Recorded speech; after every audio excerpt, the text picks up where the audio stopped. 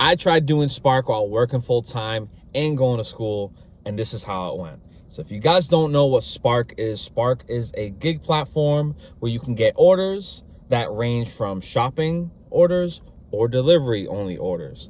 And then there's very few times where it's a double store, multiple delivery order. And I'll get into what each of those are.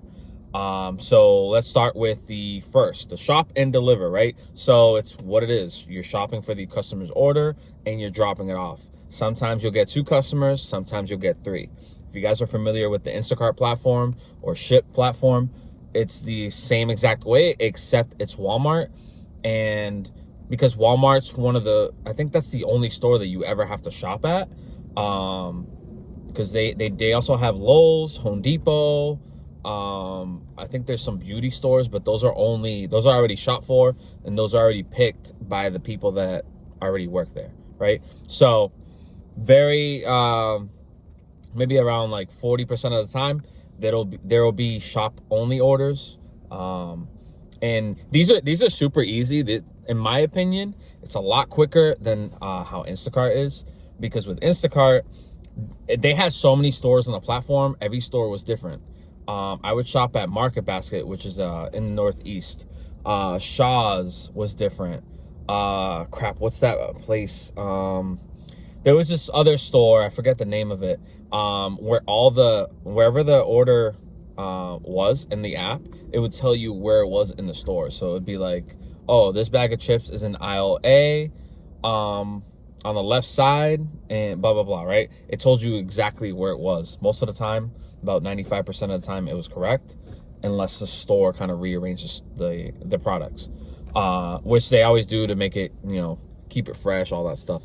So, that's what shop and deliver is, right?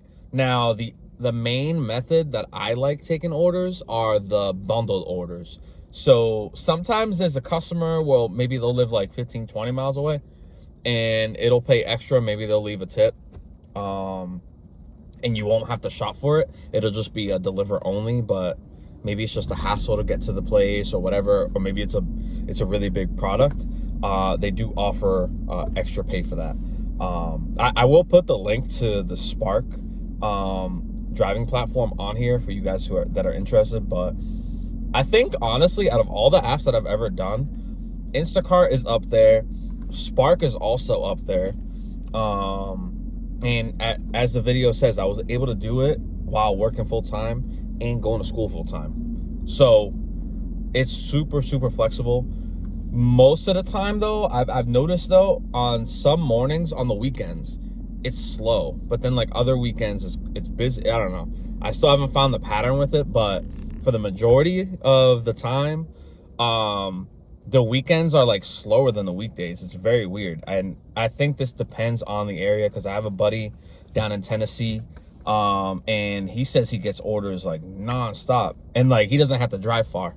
I have to drive a little further to get to the good zone, because you'll notice if you decide to drive with Spark, that each area is very different.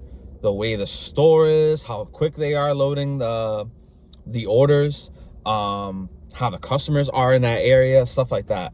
You kind of had the same thing with Instacart. I think the same with DoorDash as well, where you just kind of get familiar with different regions and kind of expect things to go a certain way when you go to certain areas. So I know not to go to my area, because the Walmart nearest to me, it's not a super Walmart with like the grocery store. So a lot less orders come from that store because they don't have the grocery store. But if you're near a super Walmart, you're usually going to get more orders and more customers than a store that doesn't have it. And I tried the same thing in New Hampshire. I noticed that the one that doesn't have the grocery section doesn't get as many orders as the store that actually does have the grocery section. So you'll also notice that certain areas will have bigger bundles than other areas. So I'm like literally starting to put the pieces together as I'm making the video, because I just connected the dots, and I noticed that There's a store in New Hampshire that's almost similar to the one in Massachusetts. And this is my case, because I can go through to both states. So both of these stores don't have a market section. And I noticed those orders that you pick up, they're over the 18 to 22 items per order. And these orders pay really good, like anywhere from $50 to $80, but it'll take you an hour and a half all the way up to 2.5 hours, right? So you tell me in the comments if that's worth it. Some of them, they're worth it, but that's what I used to do in the beginning. I used to do a lot of those 18 plus orders. And again, this is just merchandise. It's not groceries. You're not dropping off groceries, right? But then there are the stores that have the groceries, and their bundled orders are no bigger than 12 different customers. So you're going to make anywhere from 7 to 12 different stops. And I think they do it that way is because it's actual like fresh product, maybe milk, butter, eggs, in some of the customers' orders. So that's why I spaced it out. And I don't know why that didn't click for me, because I've been doing it for a couple months now. But that makes a lot of sense. So that's why usually when I go to the super Walmarts, those bundled orders are a lot less than what they would be at the stores or at the Walmarts that don't have the grocery section. So hopefully I didn't go in circles explaining that, but yeah, I'm just figuring that out right now as I'm filming the video. That's actually kind of crazy. So whatever Walmarts you guys have in your area, make sure you point out which ones have groceries and which ones don't sell like actual, like fresh groceries, like fruits and veggies, that whole section. You know what I mean? It'll literally say Super Walmart. If you ever look at it on the app or a map or on Google itself, it'll show you that. So those are the two primary orders. And then the third order, it's kind of rare, but they do it. And it is a double store bundled order, right? So I just did one like 2-3 weeks ago, and I think it had 13 different customers. So I started in one part of New Hampshire. I think I dropped off maybe 6 customers. Then I went to the store in the middle of the order. I went to the other location, and then there was a bunch of customers that I had to drop off for that area. So that one is a little more complex, but it's very rare that it happens. And you'll notice when you see it, because it does tell you that it's two separate Walmarts that you're ordering from, or that you're picking up from. But it does have the pay, and the pay is usually really good. I think that one was like $73, and it only took me like an hour and 40 minutes. So it was pretty good payout for the time that I did. But yeah, like you can make really good money even if you work a full-time job. Like it's a very flexible kind of gig. I give it a good grade, I think. Like it's up there with Instacart, or how Instacart used to be, because I know some people still comment on my some of my older Instacart videos, and they're like, oh, like I don't see these orders in this area. Because at the time, a lot of the videos that I was filming were from 2020 to 2022. And we all know what happened in 2020. That caused Instacart orders to freaking skyrocket, right? So I was seeing $80, $90, $100 orders during that time period. But I think now I'm bringing that back on the Spark platform. Like I'm seeing a lot of orders that are anywhere from $50 to $80 each. And if I could just do 2 or 3 of them, like that's good for the day. It is a lot of driving. Like some of them can range 30 to 50 miles per bundled order. And then usually the ones that are like 18 to 22 customers, they usually spaced out a little closer. But I don't like doing those orders. It's just too many stops for me. Because you got to remember, if you're familiar with Spark, right, you're going to scan the order, make sure you grab the right one. Then when the app lets you know it's the right item, you drop it off, take a picture, then proceed on to the next one. There's one thing, though, that I didn't know the first couple orders that cost me a little bit of time. And that's when you finish scanning an order and then take the picture, it asks you like, it's an optional questionnaire on how difficult the order was. Are there any like codes or any? I'm like, listen, I'm just trying to do this for money. I'm not trying to do this forever. Like, make this as simple as possible. That's what I was saying in my head. I'm like, make this simple. Like, this is really annoying to deal with all the time. And then I noticed you can just skip that questionnaire. I was thinking to myself, I'm like, is this really going to ask it every single drop off that I do? Like, that's really annoying, time consuming. And it's like, I'm not going to go through the questionnaire while I'm driving. That's just not smart. Especially if I'm driving at nighttime. Up in New Hampshire, we have like deers just crossing, like, obviously they don't know they're crossing a road, but it's just crazy, dangerous. Luckily, I'm not in northern New Hampshire where there's moose and bears and all that crap, but I mean, who knows? They could come down this way anytime. But yeah, if you guys can do it at nighttime as well, that's also super smooth when you're doing it at nighttime. A lot of my orders go into the nighttime, especially during the winter. It gets dark around 4:30. By the time I get to my zone, it's like 5 o'clock because I'll get out of work at 4:30. And if I don't have any assignments that need to get done, I can head up there, do orders for maybe like 3 hours, 2 hours, 3 hours. That'll give me time for like 2 or 3 orders, unless it's a bundled order. So you guys can plan it accordingly. Like, you guys can plan, and you can also feel free to multi-app as well. You can also multi-app, but most of the time you're gonna make really good money on the Spark platform. If you guys are in the Northeast, I will say it's really good in this area, and I can say the same for Tennessee, for the Tennessee area, specifically around Memphis. My buddy said it's really good. Like, the screenshots he sent me are freaking ridiculous. The other day he sent me I think it was a $70 order, and it was only 2 customers. I'm like, how are you getting these? Like, why is it paying that much? And I think one of them, he said one of them was like a good tip, but another one was just like difficult items. So they do pay you extra for difficult items. I actually forgot one thing though. So the whole reason I made this video was to kind of put this in the middle of the video. And it is what happened to me last night. There was a system glitch, right?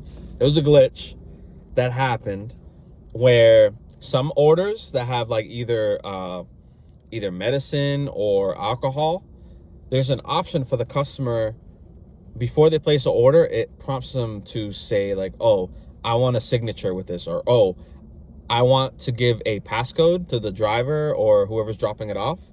That way I can verify it's actually mine. Or that's what it is, right? So last night I went to do an order, and it's funny because I decided to do orders yesterday, and I almost didn't go out because I was exhausted from work. It was a long day. So I went out, and it was only 2 customers. It was like $40, so it was gonna take like 40 minutes to do. So I go out and do it. The first order, super easy to find, even though it's dark out. I was able to find the house. And then it says, this order requires a customer code. I'm like, great. That usually just means you need to be, the customer needs to be present, right? Or they could just text you the code. So there needs to be a code exchanged in order for you to proceed. So you can take a picture or just mark the order as finished. So I get there and I say, oh, I need a code. And they don't have a code. And this is not their fault at all, because they literally mentioned the last time they ordered, they did require the code, but then they said they didn't set up the code thing for this time. And I let them know, hey, you can find the code either in your email, your text, or the app itself, right? So we looked, and the spot that it's usually in, it's not there. So after a lot of back and forth, keep in mind it's also like 20 degrees outside, so I'm freezing my ass off.